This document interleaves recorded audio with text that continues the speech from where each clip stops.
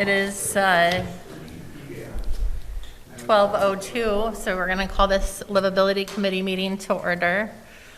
I feel great today, but I have been sick, so I'm wearing a mask. So if there is any chance that there are still germs in my body, you do not get them. But I thought we could go around and introduce ourselves, and since today we're talking about Adopt One Block and the Soulmates program, what is one area of Coos Bay that you enjoy walking or maybe sitting on a bench or being outside in?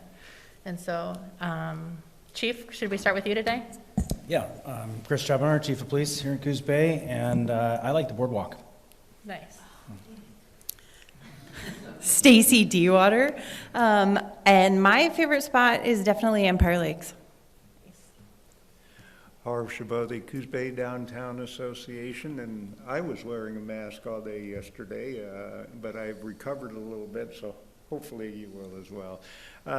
Favorite spot, I guess part of it is comes with the territory of the position. I spend most of my time in the 5x5, but really going up and down Central is probably my favorite part of town. Nice. Jim Barron's Empire Community Coalition and Upper Lakes Toppets Park. I'm Leslie Terry, and I like Mingus Park, 10th Street area. Sarah Stevens, I love all of those places, but I will say between Coos Bay Village and the boardwalk, Front Street. Laura Ursig, she, her pronouns, and I think my favorite place is Inglewood near my house, where there's plenty of hills. I like walking neighborhoods, so I get a little bit of exercise and get to see folks. Scott Cooper, Alternative Youth Activities. I guess the place I go the most, which would make it probably my favorite, is not the Howling Place, because there's a lot of people, but the old transfer station dead end little spot. It's a great place to watch the sunset without as many people.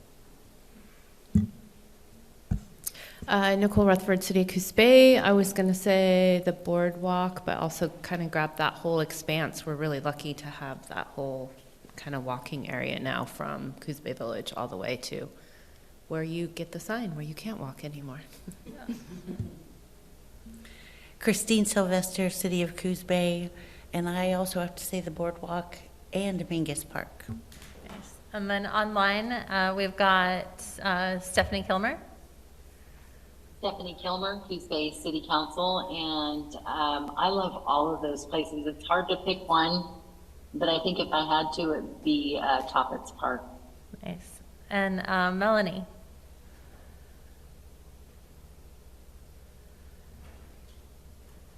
Melanie, we're introducing ourselves and saying one place in Coos Bay that we like to be outside or walk.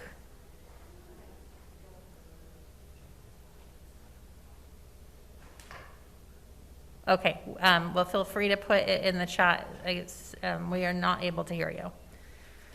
Okay, roll call check. Our discussion items today are Adopt One Block Soulmates Program overview and discussion, and then if we have time, I think we can talk about what we want to talk about next. And so, Nicole, pass it to you. Easier, and I'm kind of a fan of, choosing my own destiny. And so if we were kind of to get this promoted, I do understand it's potentially a program that might get a local representative here, which might help us kind of build this out a little bit more. We don't currently have that in this region, but so certainly happy to talk more about that. There's a possibility you could do that with with a group. It doesn't have to be just garbage. You could also be doing landscape kind of work, so pulling weeds, that kind of stuff. And then I'm super thankful that Katie decided to attend today, because she's a direct connection for the Soulmates group and the walking groups that meet and walk within our parks. Just for some background on that, and I'm probably going to totally butcher this, so feel free to correct me. I won't be offended, but this is a program. This Soulmates is a group that came about from a program, a connection with a partnership, the library and OHSU, to encourage both physical activity, walking, and also civic engagement. It's a 2-year study. I think there was 20-ish people who signed up to be a part of it. Pretty dedicated because they get to come in and have their metrics taken once a quarter. So they're kind of giving up some details about their being in order to participate. And the study kind of watches the impact of adding regular activity and engagement with your community kind of over that time. I think it's not like I'm participating, 18 months in. I'm not sure if that's right or not. We'll be ending it the last part of May or early June. Yeah. And then they chose as a group to put together the book that was recently released that has the walking trails in our community. Katie's a big part of the reason why that came out with the visual appeal that it has. I don't know if any of you have seen it. There's a digital version that's available. But each trail has some information they gathered on it. It has the map. There are some metrics for that trail, amenities at the trail. I mean, it's a great tool, and they covered a pretty good range of trails. Coos Bay, North Bend, even got out to Shore Acres. So I guess just kind of open it up. These are things that I believe make a difference in how we think and feel about our community. And to me, the more we can get folks outside and engaged, the healthier we're going to be as individuals and as a community. So that's my soapbox.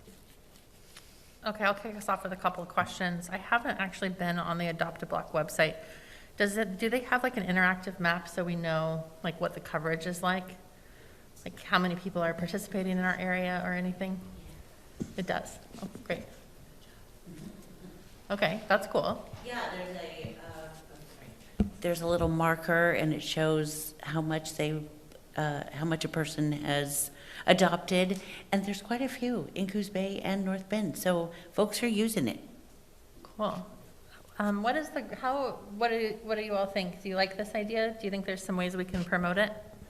I like the idea, because I think quite honestly, it's been effective in a variety of different areas. I mean, Department of Transportation for years has done the Adopt a Highway program, and it continues to draw groups. There's others, I know like Wash to Shore and others have encouraged the collection of stuff on the beaches, and you do have folks who step up, who volunteer. And the interesting thing is those groups tend to stay alive.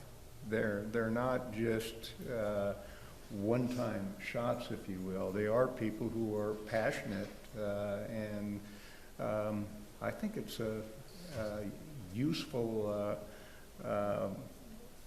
in terms of how can we engage folks in the community. I like the idea. I like the idea. We know we have OBAB, right, who does some great stuff in some more public areas. Yeah. Has OBAB done anything like in a neighborhood? No, it's more orientated toward districts like Yeah. the Empire District or the Boardwalk area. It's more aligned with that. This is aligned more with residential. The last time we looked, we had 30 roughly in the 2 zip codes. And we're the community promoting it. The other community adjoining us is not. So the message is getting out to more people. What appeals to me about this whole thing is it's an off-the-shelf thing. It doesn't require any staff other than our social media person hitting the post button, and you get free things. So you get your own trash grabber. If you need a needle container, a sharps container, they'll send you one. And it seems to me to be something that's sitting on the shelf that we can just punch up probably once a quarter in the newsletters, just to let the world know it's still out there. I'm hoping to try to get some press releases out, but I'm talking with somebody else who isn't in this room, and we're going to sit down and probably do a little bit to try to get it out more.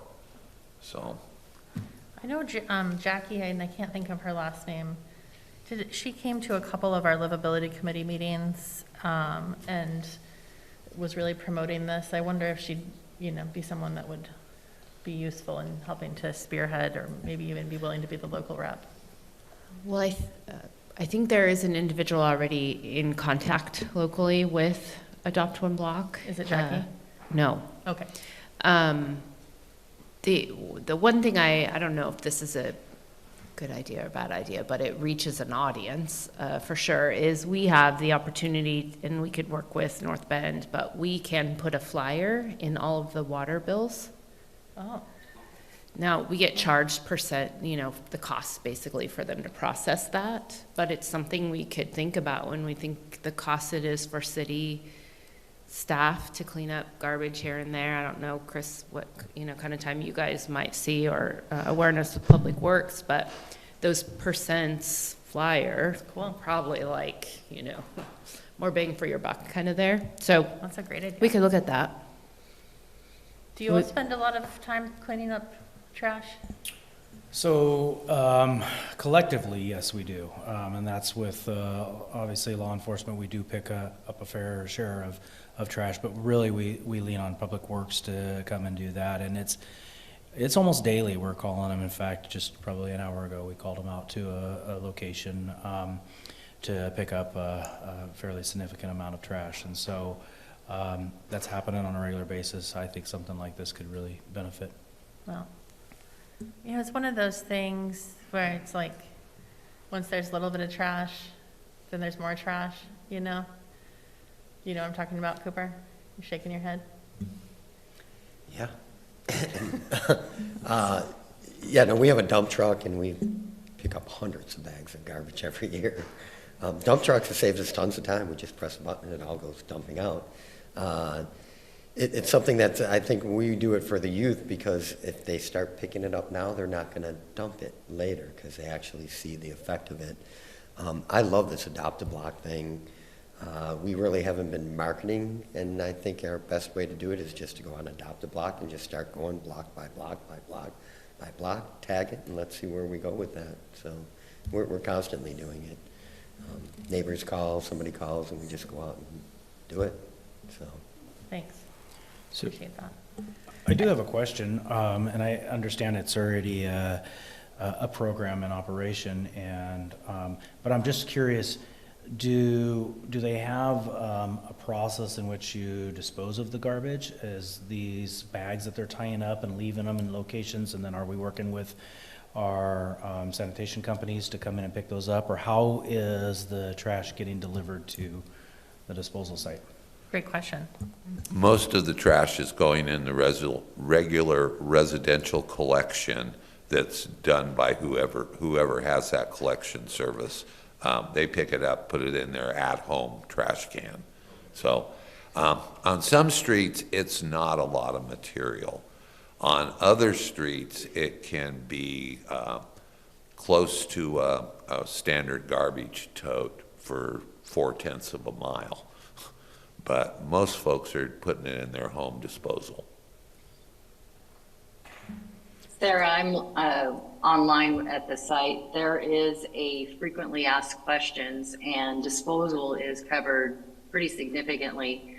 As Jim said, most of it goes in residential, but there has been success apparently working, like let's say Harb were to adopt, block 1 and 2 downtown, working with businesses in that area to dispose in their commercial trash bin. So there are some frequently asked questions that can address this. I think this is a fantastic idea. And as Scott said, it's maybe something that we can work with the schools as well, because again, I use this technique with my kids when they were little, and they would throw something on the ground. They had to go pick it up and then figure out where to put it, because it teaches them responsibility and that somebody isn't always going to come along and pick it up. So don't put it where it doesn't belong. The city and the Parks Department has worked pretty well with us, two different ways. Sometimes they come out and they open up the actual can at the location. Other times, and I haven't seen them for a while, they used to give us colored bags that they knew, but I don't know, they might have went away during COVID. So many things did. Nicole, were you going to say something? Possibly not. It's okay. You know, one of the other things I think when we're promoting something like this is getting like really laser focused on like one person or one block. And so maybe there's someone that's already doing it that would be willing to share their story, and we can create a, you know, I love press releases that have really specific examples of, you know, I'm John and I've been doing this for 3 years, and it's a way for me to get to meet my neighbors and whatever the story is, right? Yeah. But no, I think you, James, I'd try and do that in your press releases. John and our press release that we're roughing down, so this you're on the right track. We didn't even talk about it beforehand. Yeah. Okay, other ideas about how we can promote this?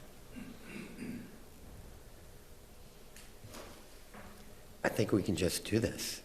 And Yeah. that kind of promotes it. Yeah.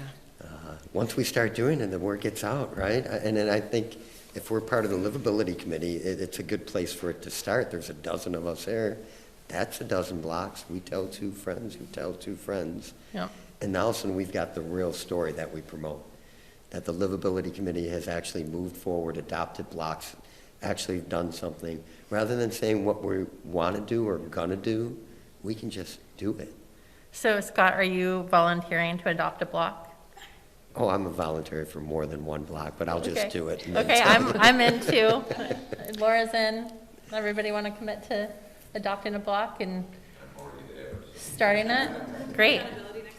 Yeah, accountability Yeah. next meeting, totally, Well, yeah. I guess the other piece of this, when we talk about, you know, putting a name and a face to the work, or, you know, maybe not a face, but a name, kind of connecting this, humanizing this effort so that it makes it accessible to everybody to see they could do it.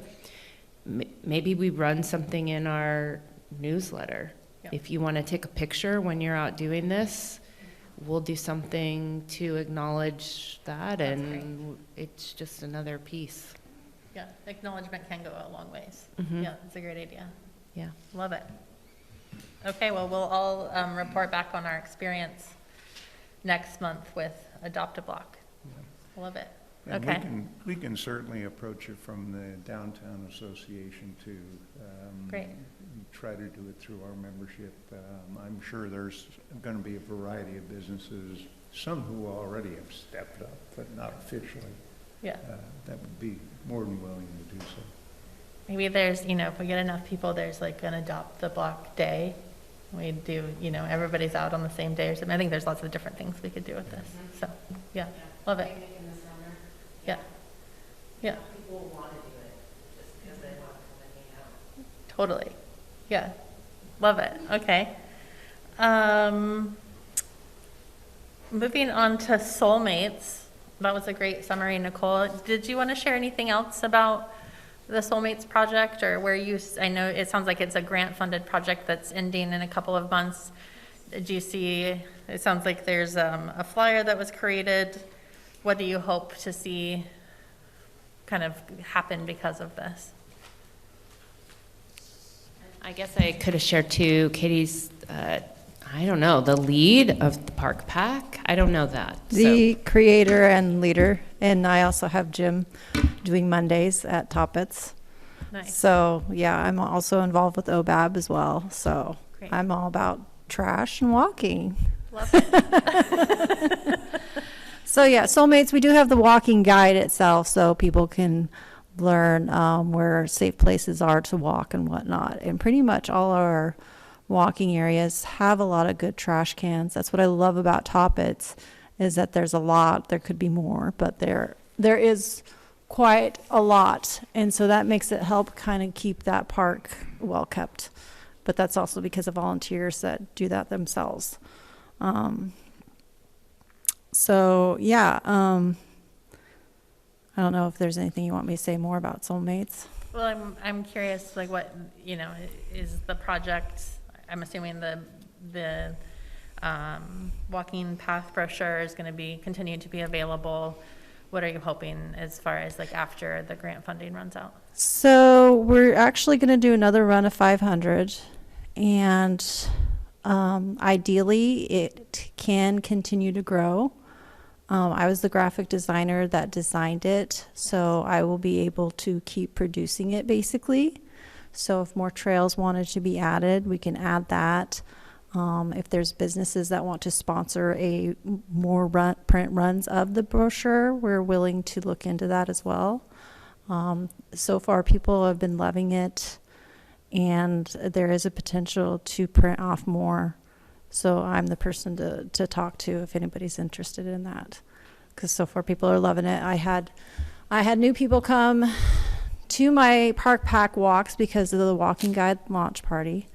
And one lady, she hadn't been physically active, and she had knee surgery, and she walked with a cane the first day she came, and she'd been consistently coming, and then now she's not walking with her cane. She's left that behind, and she's feeling much better. So a lot of these, just a simple walking does a big, huge effect on your health, and not just physically but mentally. It helps me more mentally than physically. So the nice weather has been very nice, but I do walk in the rain. You kind of have to just, bear with it. You're an Oregonian. You put on your boots and go. Yeah. So, there's potential to get more out of it. Basically, we're kind of almost done with our project, because that was what our project was going to be, was creating a walking guide. Great. So from here on out, we're just kind of seeing about if anybody wants any more, then we would need extra funding for that. Cool. And I think the extra ones now, there's some at the visitor center. Yes. The library's hosting the digital copy, so as it gets updated, it will still have updates on that version, and so it'll have a permanency there. Yes. That's great. Yep. Other questions from the group about soulmates or comments? When will you be getting the second run delivered of the pamphlet? I'm probably in the next couple weeks to 3 weeks, at the most 4 weeks. Okay. So you went through 500 already. Pretty much, because people are asking, well, we want 20 more, whatever, and we were kind of very modest about who gets what and how many. And, we'd put the word out, and once they physically see it in their hands, they're like, ooh, I want more of it. And so we're prioritizing more of nonprofits or visitor center, and then where it's local businesses that want one, they're going to be on the bottom of the list. And so when our second run comes, they can get some of that. But then again, if you want more, you can help sponsor it. That's a great option. How much is a run, just as an idea? If you were going to do, are you doing 500 at a time? Yeah, 500 was around $1,700. There would also be a setup fee, So about 2,000. roughly, yeah. Yeah. Okay. That's a great. Yeah. good It's number. great if you want to promote yourself and the walking guide, because there's, Totally. The trails, I'm assuming you've been on all of them. yes. Do they need adopted trails, like we're talking about Adopt a Block? Since you brought that up, there is the Adopt a Park program. So I'm thinking of actually joining the John Toppitz one. I just haven't told Coco yet. And I'd love to get some of the neighbors involved and the regular walkers involved to see if they would like to adopt certain aspects of the park. And some of that would be the trails. I already personally know 3 people that regularly clean up the park every day. So I think having more would be great. And John Toppitz, it's easy. Like, there's trash cans everywhere, which makes it maddening when you see it like 5 feet away. So, but it's there, it's great. And I think that should probably be kind of included with the Adopt a Park thing, maybe. And we know Councilor Matthews talked about this on Tuesday at Mingus Park and some of the work they're doing there. So that's another great option for us to promote for livability. Love it. Thank you for your work. Thank you. This is really awesome. Thank you. Love it. Oh, could I just make one more note? Yes, please. We do see trash in residential as well, but something I'd like to see also is holding businesses accountable. I won't name them, but there's always trash on their property. and nothing's done. And it's not their fault because it's people doing it, but that's where also enforcement may come in. So there's also that kind of thing of litter bugs and businesses that have trash on it. So I don't know if there's a way to encourage that, or I think even complimenting businesses that keep a nice pristine lot or something like that. But I'm about shaming litter bugs, so that works too. I'm pretty sure that's one, it's a code, correct, Chief? Yeah, so accumulation of junk on private property, trash, whatnot, generally is regulated through our codes department. But certainly if there is a situation or a business that you would maybe like some attention, maybe just pass that information on to us over here and we can maybe go have a conversation. And more likely than not, they don't really realize that it's maybe on their property or whatnot, and maybe they have a staff member that can go out in the morning and clean it up and just make their area look a little bit better. Yeah, great, thanks. Okay, anything else about soulmates or adopt a block anybody wants to talk about? Sounds like we've got some action items and some accountability for next time. Let's spend a couple minutes just talking about some other additional things that we'd like to talk about in the Livability Committee. I think there's also a question that was posed by Councilor Kilmer, if we want to create space for a limited amount of public comment, a public comment period for people to be able to come to the Livability Committee and provide ideas of things that they would like for us to discuss. I think something for us to consider is this meeting is limited to 1 hour because many of the members are working full-time, and so sometimes public comment can take a really significant portion of a meeting. And so the question is, do we want to encourage and allow public comment? Do we want to limit it? Do we not want to have it? What are folks' opinions on that?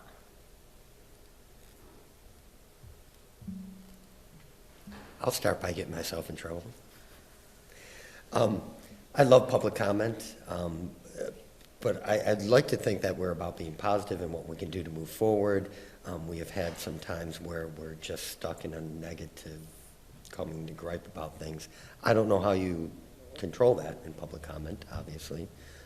If you recall when we first got together, and we weren't being positive and moving forward, I like the fact that now we're looking at positive things we can do in the community to set ourselves moving forward. So you're smarter than me. See if you can figure out how to make that balance of getting public comment without getting into the weeds.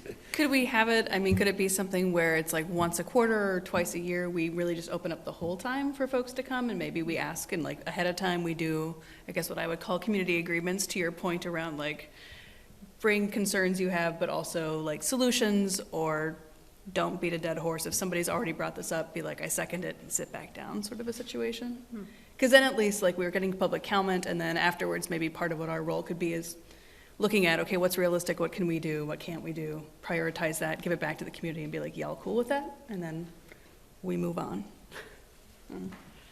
What do other folks think?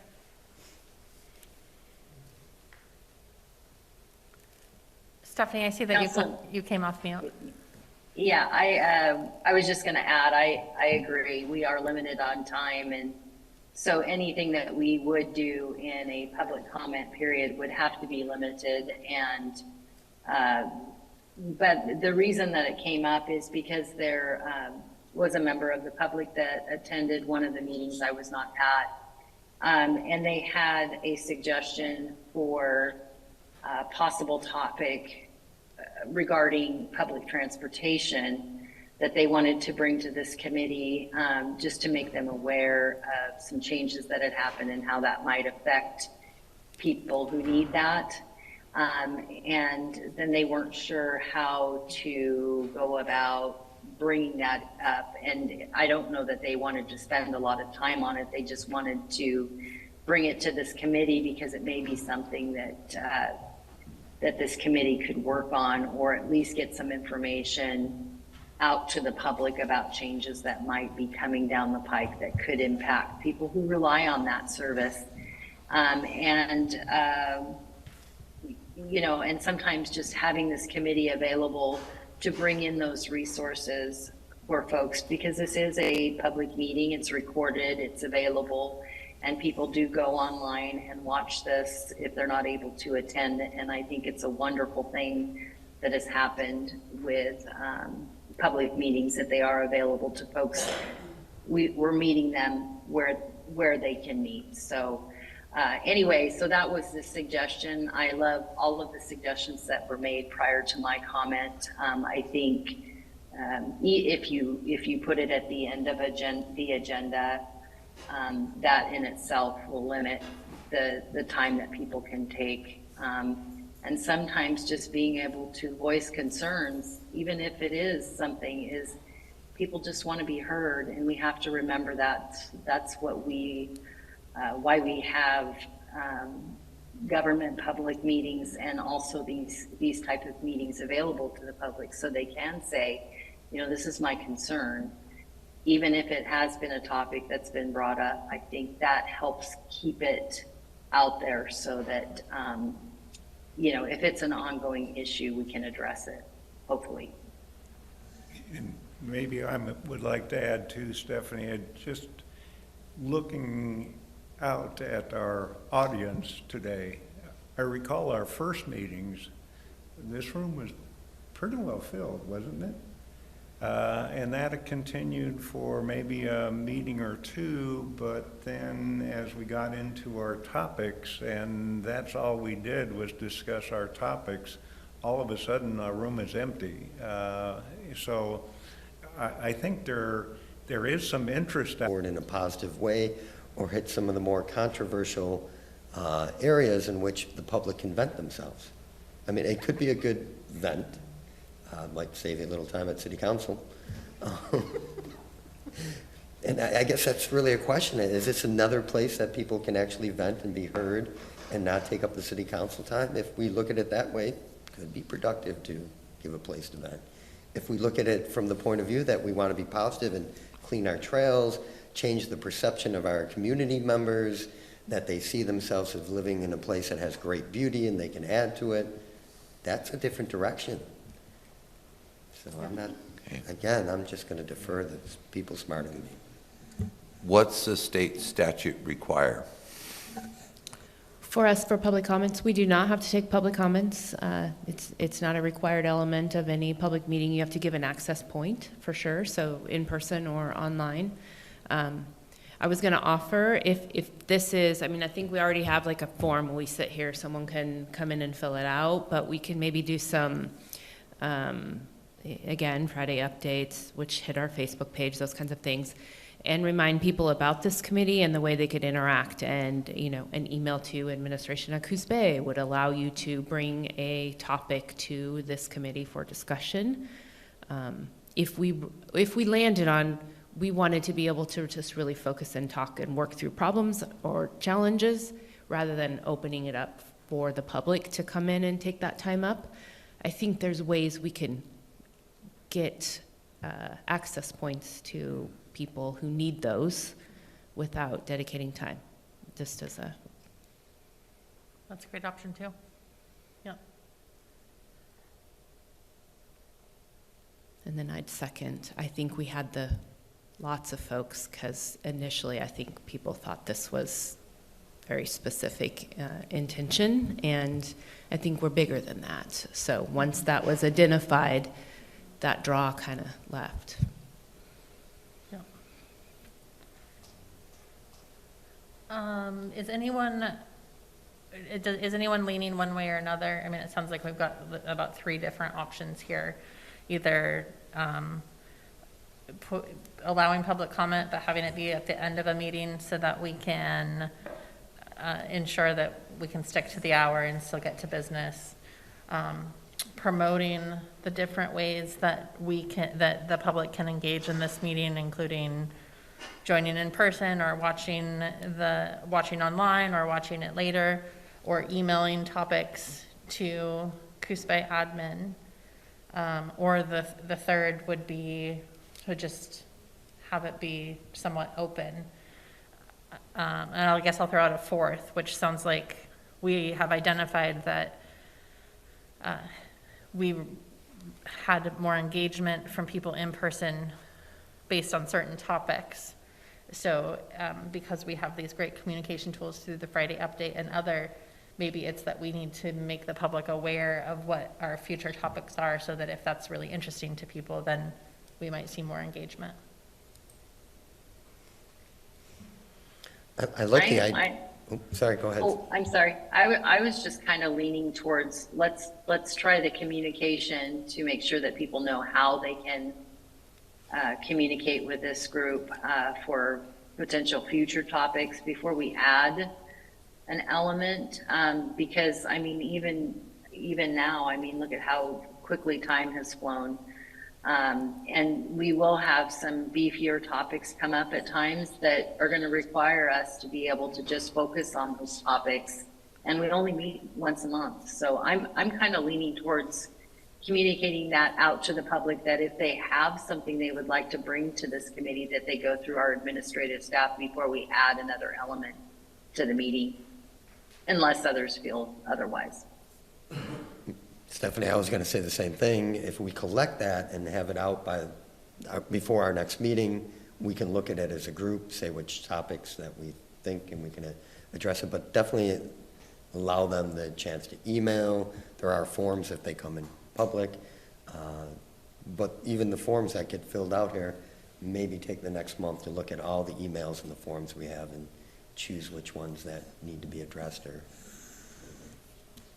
The other thing we can consider, the admin at Coos Bay is already active and we get emails there anyway. So if we see like repetitive kind of issues coming through, we could certainly, bring that as, we've had 4 different individuals bring these items which we've deemed livability. Maybe this is a discussion point for us. Currently, we just kind of cycle those through whoever here at the city, what department would deal with those, but we could certainly use that other filter. Is it a topic that should come here? Great. Is everyone in agreement with that? We'll try that for now.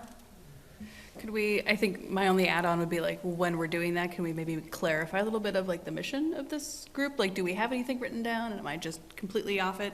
Just to help people, like to your point around like coming with solutions. I feel like there's a different messaging to like, oh, I've seen that this is an issue and I want to be part of making it better. Just something to lightly guide that.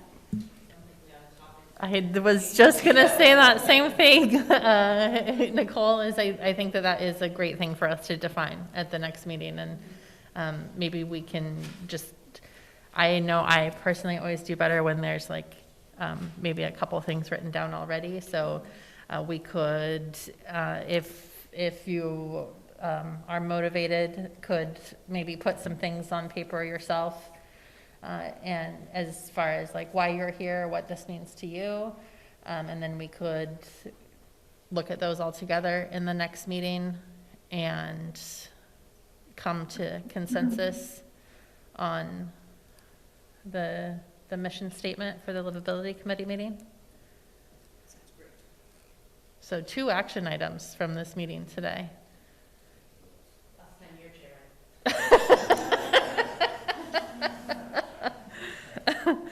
I'm curious though, so that, accountability report out of Adopt a Block, maybe we'll share some observations and then review the mission of the Livability Committee. And of course, in our last meeting, we also collected some other ideas and topics. I do think, to the point of the person that contacted you, Stephanie, that CCAP public transportation is something interesting, maybe getting Melissa Metz as a presenter or something. I know that they got rid of many of the bus shelters, and so I've always been curious at like, how would you know where the bus pickup locations are without a marker now? So probably some other questions that the committee could come up with in the future for transportation. What else is on people's minds and hearts as far as future topics, maybe not at the next meeting, but something we want to like put on the future agenda.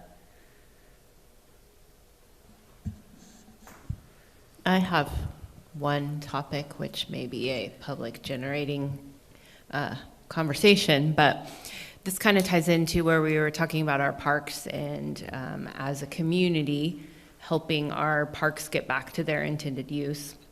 We were talking internally, one of the challenges we have is like the parking lots within our parks. Specifically, Toppets has this challenge where folks are coming in and using the parking lots as a place to stay, and for the most part complying. They're there during the daytime, they're kind of, moving out and enjoying the space, and then they pack up and they're out.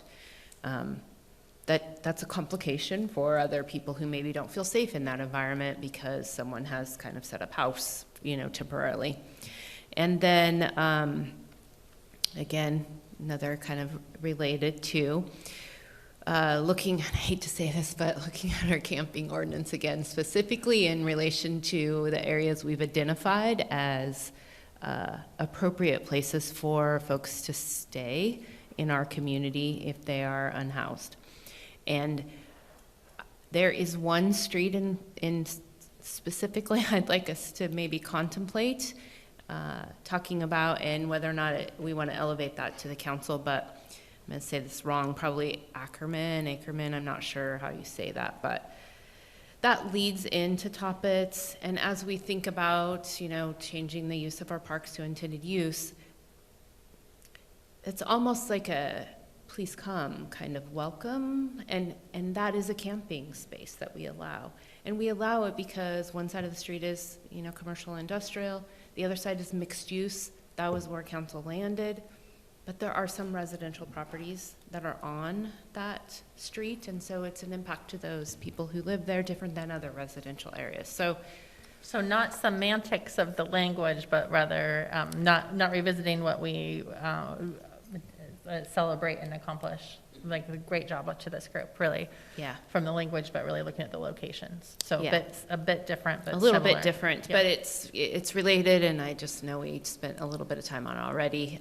So maybe the map that identifies the the locations and how we want to address parking lots within our parks. Within the city of Coos Bay, camping in our parking lots is prohibited.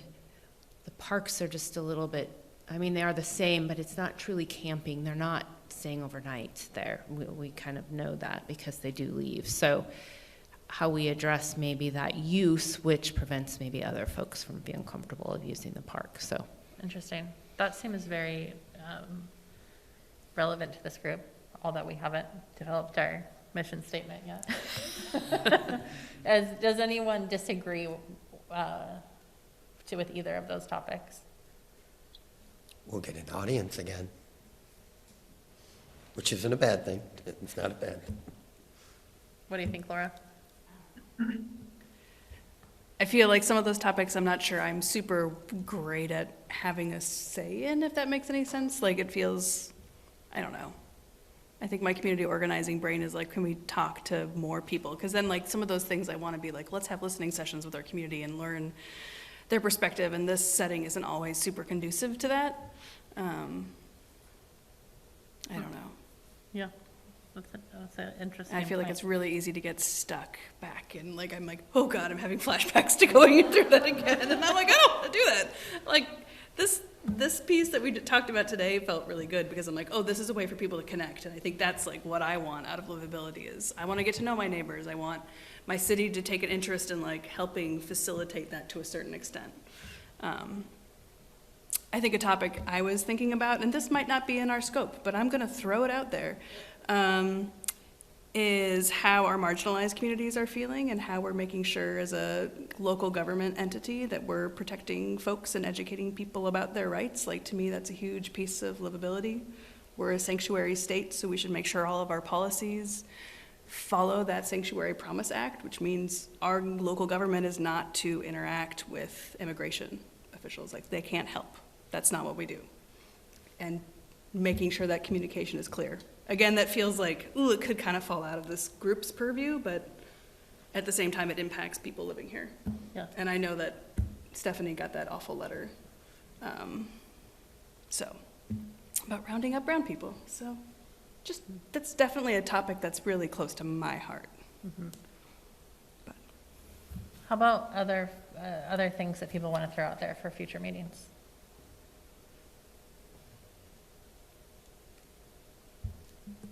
I think that's why it's incredibly important that we have some form of public comment, because we're just a small group and there are a lot of people who we are trying to help and represent. And so that's what I think, is that there has to be some kind of vehicle for people to get what they are concerned about or what they feel is a livable city, or, you know. Yeah. And I mean, I think we get this opportunity with this committee that we've created to, I mean, public comments are, in my experience, very formal, and they're not a conversation. You know, someone gets up and talks for 3 minutes, and then there may or may not be a discussion about what they've talked about. And while we don't want to get into a situation where the meeting facilitation goes awry, we don't have to have it be very formal either. Like right today, we have a guest who was able to just come up and provide some information, and that was beautiful. And so is there a balance there to having it be interactive? I think we get to figure that out along the way, probably. I think that's the only way, is to, you know, try and see what sticks. Yeah. The storming phase. Yeah. Scott, anything on your mind? I'm sure there's lots on your mind. I mean, to this question. I want to back Laura, but is that, I think we need to look at the mission first. Yeah. Because that's opening up a huge can of worms. We will definitely get a round of people in here, because it's a huge topic now all over the nation. And yeah, I'm interested to see what next meeting, Yeah. the decision which way to go. Other topics specific that are on people's minds? Not so much a topic, but a question for Nicole. So what do you think the rotation should be on your promotion of Adopt a Brock? Do you think it should go out monthly in the newsletter, or do you think it should go out quarterly? If I use some terminology that one of our counselors use in my movie, I would like to do an initial push it out. I do think I want to investigate what it would take to put something in the water bill, and that maybe that's touching North Bend and they don't want to participate, but I do think community, it doesn't really matter, we're all one. So an initial kind of dive, and I don't want to beat it to death, so quarterly kind of feels appropriate. Okay. Great. Is that reasonable to bring back the water bill option to the next meeting, Nicole? Or do you Yeah, need more time on absolutely. that? Okay. No, I already know they can do it, and they gave me an amount before, but it's probably been over a year, so I'm guessing, just like most governments, we have a mechanism that things go up, so, yeah. Yeah, for sure, yeah. Chief, what about you? Anything that's, Well, I think actually Nicole hit one of the topics that my team has been discussing, and I think the one thing about this committee is it is also an opportunity for us to vet some of these ideas that may potentially come to counselors at a later time, especially when you're talking about ordinance language changes and whatnot. And so I know that it may be controversial and it may fill the room at some topics, but also I think that's kind of what this committee is about, is to kind of get a feel for the public that we're serving, and that this committee is trying to make better space for everyone that lives in our community. And so if we don't hear from them a little bit and be willing to kind of listen to that a little bit, then I think we're all up here trying to maybe make the decisions for our entire community. And so I know those topics are maybe not fun, but it really, for like speaking for myself and my staff, it really helps us get a sense of where the community is, and also what the community needs to you know, and everybody kind of has an idea what they would like their community to look like, but it kind of gives us some sense of understanding of that. And so, and then from that, we've taken a lot of those ideas and moved them forward to council, and they've either been adopted and amended language in our ordinances, or we realize at this level that's probably not something that we want to change, and we want to proceed forward the way we are. So I think it's beneficial. Great, thanks. Our friends online.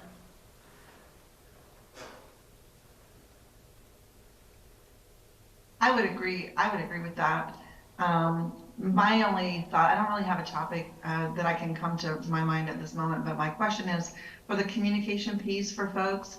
I heard you guys say about the web address. Is there a way for folks that are older or do not have access that they could do a write and mail in so that they could also give their input without being constricted to an email address?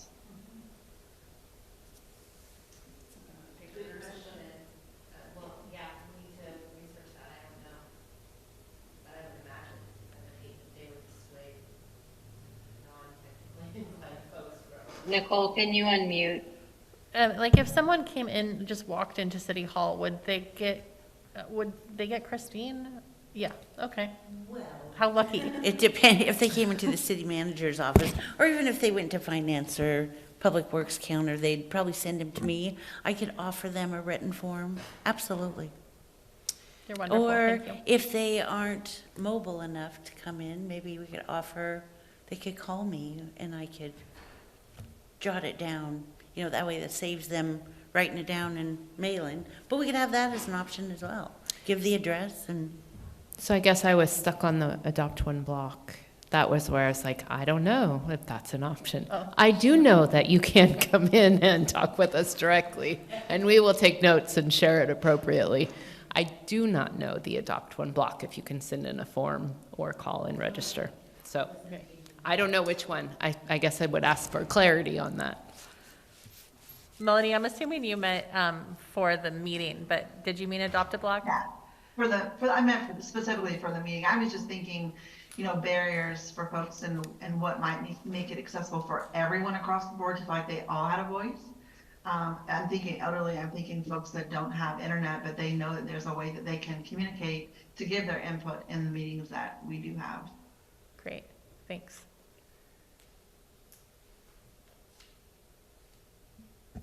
Okay, we've got just a minute left, so feel free to email your additional ideas that you come up with to Christine. And she'll continue to collect those, thank you.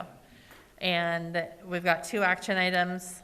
We're going to each adopt a block and note our observations, and Nicole will come back with some information about including that in the water bill. And then our second action item is to jot down a couple of notes about what we believe the mission of the Livability Committee meeting will be, and that'll be the bulk of our next meeting. And that will inform some of these additional topics that we have noted here. Great. Thanks, everyone. Happy Thursday.